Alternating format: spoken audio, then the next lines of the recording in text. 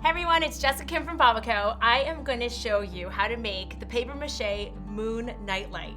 So this is what you do to get started. Everything is included in the box, as you all know. So you have your glue, and we're going to make the paper mache paste first. So a really simple way to do that is it's recommended to do 2 parts glue and 1 part water.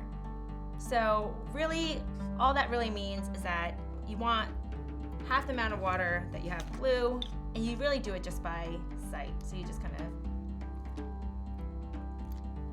put in some water, and we include the mixing stick and everything, and you just mix it around. And let your kids do this, because kids are gonna love just mixing it. You start seeing how they kind of combine together. You create this kind of milky paste. So I want you guys to get a good look at this, because just so you know what consistency you're looking for. So it doesn't need, so it's almost like water, but it's gonna be sticky as it dries. So that's what you do first. And then you have the balloon. So of course we have the green BabbaCo balloon. You just blow this up.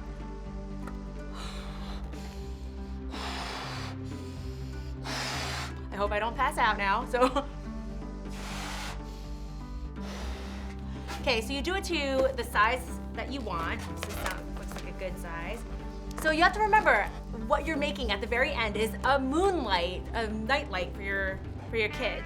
So you have the balloon, you blow that up, you put it in the other bowl, so you just has kind of a stand there. And then you have your kids rip up this paper. So we've tested all this different paper, so this newspaper print paper is the best. So it's about 2-inch strips or squares that you're gonna do, and it doesn't have to be perfect, so have them just rip it. And so if you rip it along the grain, so it's gonna come folded, so just rip it against the fold. You have that. And so this is actually a really important motor skill that your kids need to learn how to do, is ripping paper. So you just rip it up in these squares like this. Like that. And so you do 2 sheets of these paper. So this gets a little bit messy, but this is a good thing. You could put a smock on your kids. I just put an old t-shirt on them, but let them get messy, because that's the whole point of it. All tactile and the sensories, it's really good for them. So you just dip a piece of paper in here. You only need to do one side of it. You don't have to do the other side. And then you use your 2 fingers to kind of scrape away the excess. And then you just put it right on, like that. So you can dip it.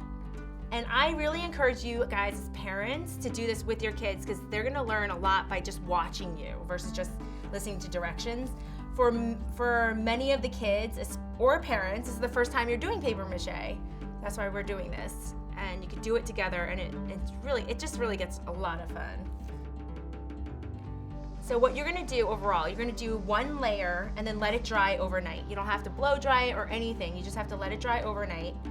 And then the next day, you can actually do the next layer. So you do the exact same thing, but you put it over that dried layer. And then you let that dry overnight.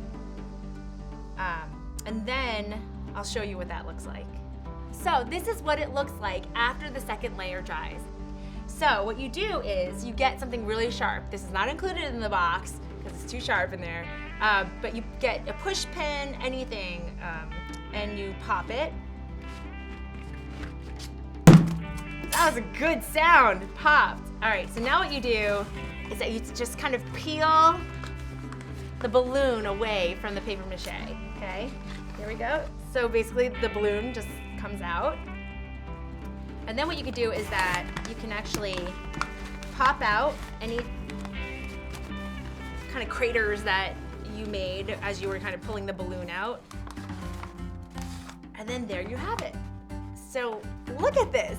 This is the shape of a moon. And the great thing about this is everything we do is we try to make it factual and functional. So factual is that, moons have real craters. So it's not supposed to be this smooth kind of round white ball. It's actually, it has a lot of craters in it. So this is very reflective of what a moon looks like.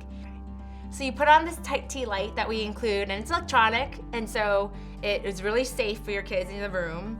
And so you put that on, you put it on the table, and then that opening of the hole that you kept on the bottom, you just put it right over. And then if you turn off the lights, so check it out. It illuminates in their room like it's their own moon as they fall asleep, and they're gonna love it that they made it by themselves. So I hope you guys have a really great time making this moon Nightlight. But for now, I'm Jessica Kim, and I am signing out.